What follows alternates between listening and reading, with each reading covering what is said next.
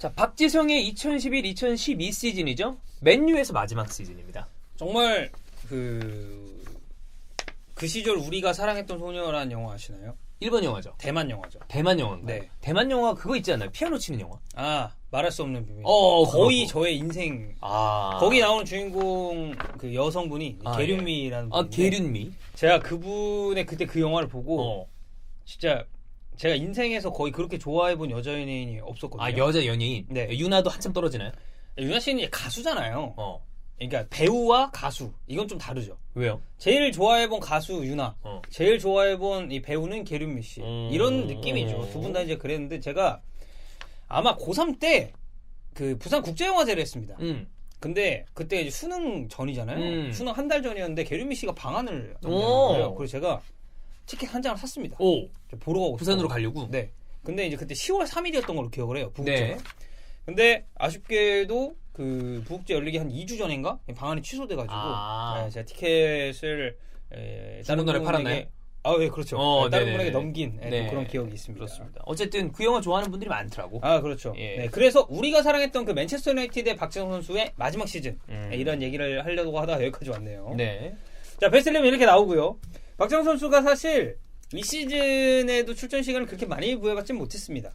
1,700분 정도면 스쿼드 멤버 네. 정도라고 봐야죠. 스쿼드 멤버. 그러니까 이제 저희가 좀 뒤에 짚어드릴 거예요. 왜 박지성 선수가 이렇게 출전 기회를 못 잡았고 이런 부분에 대해서 그리고 어떤 경기에서 무슨 일이 있었는지는 뒤에 짚어드리겠지만 일단 전체적으로 이 시즌을 좀 되돌아보면 지속적인 출전 시간을 좀 부여받지는 못해서 결국에는 이적을 결심하게 된 시즌이에요. 그렇죠. 이 시즌이. 네. 그러니까 시즌 초반은 괜찮았습니다. 3라운드 그 유명한 그 가르마스코 8대2 아스날. 그때 난 그때 형 심정이 되게 궁금하더라고. 아, 그때 이제 솔직히 말해서 진짜 보다 껐어요. 아, 그래요? 그러니까 저는 요 타이밍부터는 축구를 이전만큼 보지는 못했어요. 그러니까 좀 그 팬심이 조금 라이트해진 것도 있잖아요. 아니, 팬심이 라이트해졌다기보다는 이때부터 제가 이제 아나운서 아카데미를 다니기 시작했을 때인데 저는 공부나 아니 어디에 집중하기 시작하면 다른 걸 많이 최대한 끊으려고 그래요. 그래서 축구를 지금 보고 있으면 안 된다라는 생각 때문에 많이 좀 줄였는데 어쨌든 맨유전은 그래도 한번 슥 봐야 되잖아. 줄여도 봐야 될 경기는 있죠. 그래 몇 경기를 좀 줄여서 보니까. 네네. 근데 봤다가 초반에 너무 완전 마탱이 가길래 이거 보면은 괜히 너무 좀 영향받겠다. 그래서 중간에 껐어요. 그렇군요. 네. 이러고 나서 이제 막 아스날 같은 경우에는 패닉 바이를 했죠. 아, 막 사오고. 네, 막 담다가 이제 주맨도 담고 막 그랬었거든. 네. 잘못 담았죠? 그렇죠. 예. 네. 일단 박지성 선수가 이 경기에서도 교체 투입된 지 2분 만에 또 이제 득점 올리기도 했었고요. FA컵에서도 괜찮았습니다. 1월 28일 날 리버풀과 경기에서 풀타임 소화하면서 이제 또 득점을 했는데 아쉽게 팀은 패배를 했고 이 시즌 2월 5일 날 첼시전에서 이제 교체 투입이 됐는데 이 경기가 바로 맨체스터 유나이티드 소속으로 200번째 출전 경기를 달성을 했습니다. 이게 200경기가 그냥 200경기 약간 이렇게 생각하실 수가 있는데 왜냐면 워낙 전설적인 선수들이 많잖아요. 그렇죠. 긱스 이런 선수들이 있다 보니까. 근데 맨체스터 유나이티드를 거쳐간 모든 선수 중에 92번째입니다. 이게 92번째 뭐야? 이게 아니라 사실 굉장한 수치입니다. 엄청 대단한 거예요. 왜냐면 맨유라는 클럽이 역사가 100년이 넘는 클럽인데 거기에 거쳐간 선수들이 얼마나 수많은 선수들이 있었겠어요. 그러니까 생긴 지 20년, 30년 된 클럽이 그런 클럽이 아니잖아요. 아니잖아요. 100년이 넘는데 네. 그럼 이제 100명 안에 들어간다는 거니까 그렇죠. 경기 숫자도 많이 뛴 거죠. 네, 그리고 이 시즌의 선수로서 가장 주목해봐야 할 하이라이트는 2012년 2월 24일 유로파리그 아약스전이었죠.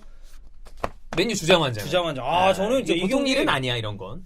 이제 그 터널캠 이렇게 나오잖아요. 저는 그때 박지성 선수 딱 맨 앞에서 주장완장 차고 있는 거 보고 와, 내가 진짜 살다 한국인이 맨체스터 유나이티드에서 주장완장 차는 거를 보는구나 이런 생각을 했던 기억이 있습니다. 대단한 일이지. 엄청 대단한 일이죠. 대단한 일이죠. 그러니까 물론 그 당시에 나왔었던 멤버들이 주력은 아니었어요. 네. 그러니까 치차리토, 그러니까 중용을 좀 못 받았었던 베르바토프도 이때는 완전히 그냥 서브 자원으로 밀려 있을 때고 치차리토 그리고 이제 스몰링 이제 이런 선수들이 나왔었던 경기이기 때문에 아무튼 그걸 다 떠나서도 이 맨유라는 메가 클럽에서 한국인이 주장원장을 찾다는 것 자체가 굉장히 그렇지. 우리나라 축구 사회도 좀 의미 있는 일이 아니었을까 싶습니다. 그렇습니다.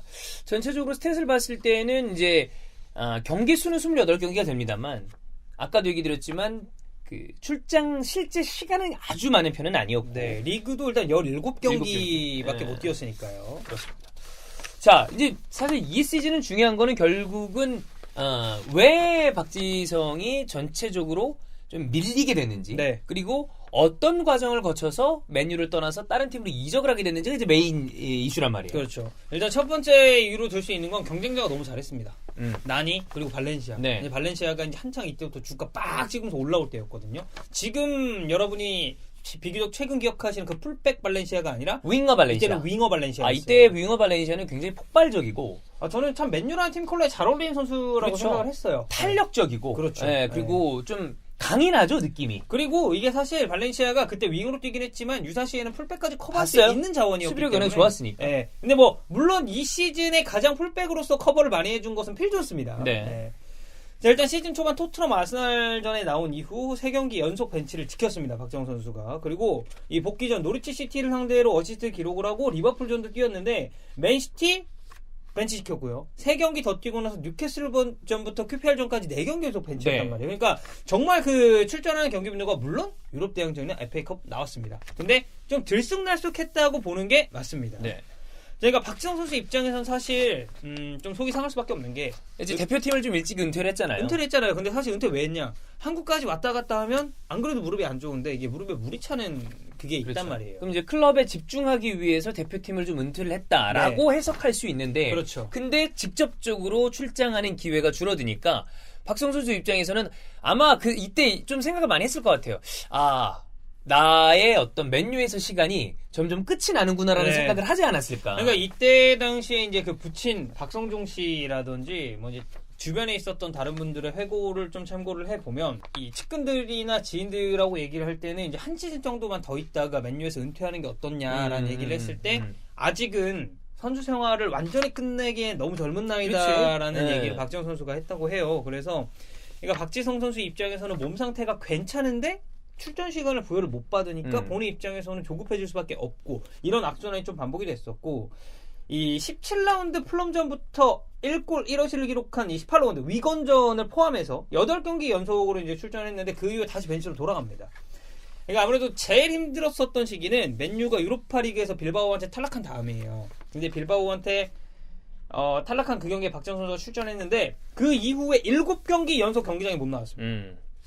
풀럼전, 아스톤빌라전은 아예 명단에서 제거가 됐고요. 이렇게 되면 본인도 선수 생활에 어떤 그 한 번의 변화가 있어야 되겠다. 네. 그러니까 이 팀이 만약에 박정 선수가 쭉 있으면 언젠가는 다시 주전 자리가 돌아온다거나 기회가 많이 돌아오는 팀이라고 판단을 했으면 어떻게 됐을지 몰라요. 근데 맨유라는 클럽을 돌아가는 걸 박정 선수도 이제 누구보다 잘 알았을 그렇죠, 것이고 그렇죠.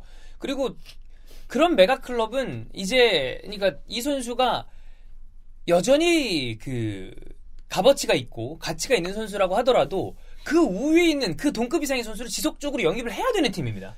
그리고 저는 사실 이건 제 사견입니다. 박지성 선수의 플레이 스타일도 어느 정도 영향을 끼쳤다고 생각을 하는 게 많이 뛰잖아요.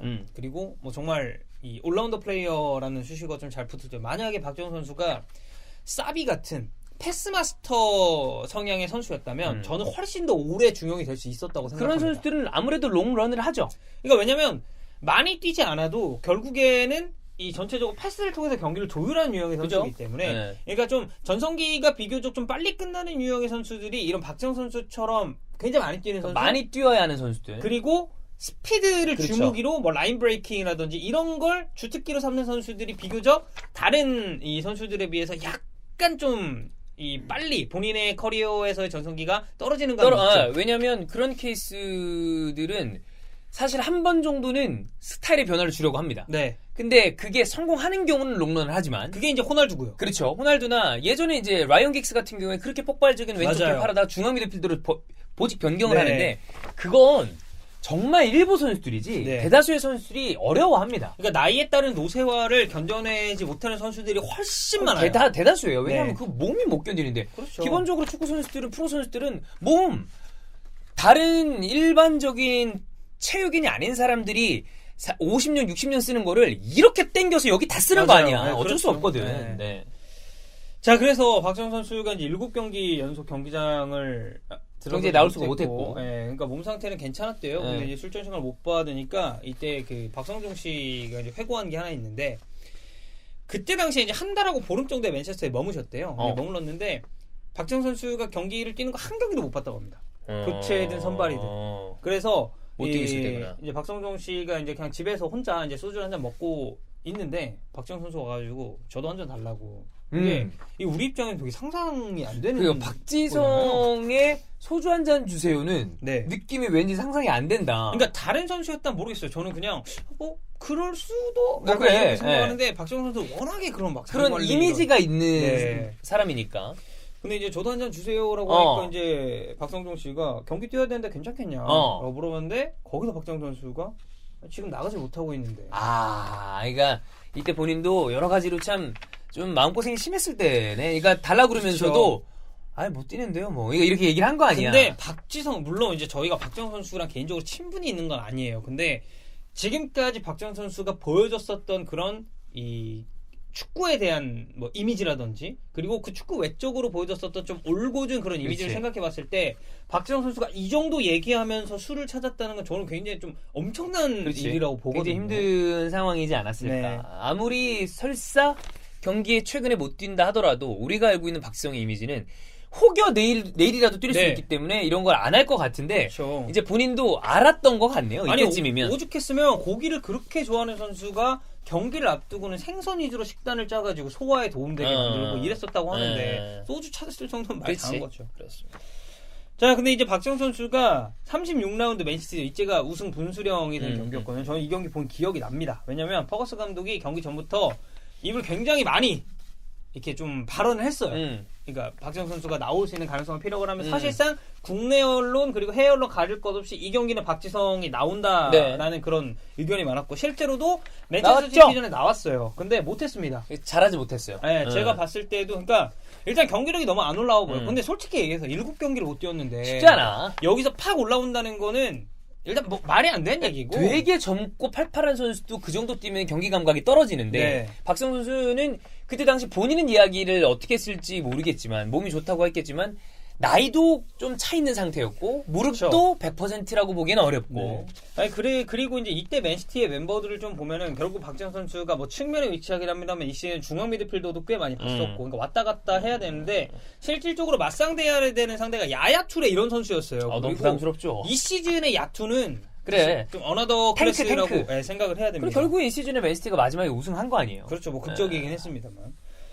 그래서 결국에는 박지성 선수가 이 경기 잘 하지 못했고, 이 맨유가 또 이제 이 시즌에 아구에로의 그 극적인 역전골에 힘입어서 또 우승을 하는 바람에 맨유가 2위를 또 기록을 하게 됐습니다. 그리고 박지성이 퀸스파크 레인저스, 그러니까 QPR로 이적을 하게 되죠. 네. 이적에 관한 자세한 과정은 아무래도 다음 시간에 훨씬 더 얘기를 좀 다루는 게 좋을 것 같습니다. 네. 자, 박지성의 맨체스터 유나이티드의 마지막 시즌. 아마 이때 이후로 축구를 조금 안 보는 분들도 저는 있는 걸로 알아요. 맞아요. 그리고 QPR이라는 팀이랑 맨유라는 팀을 사실 위상을 일단 차이가 많이 나니까. 어쨌든 박지성 선수도 얼마나 본인이 가장 씁쓸했겠지만 사실 모든 사람이 그런 순간이 있잖아요. 그리고 그걸 어떤 식으로 받아들이고 그 다음으로 어떤 식으로 준비하는지가 중요한 것 같은데 그래서 다음 시즌 박지성이 어떤 식으로 QPR에 이적하게 됐고 어떤 식의 선수 생활을 보냈는지 다음 주에 저희가 또 체크해보도록 하겠습니다.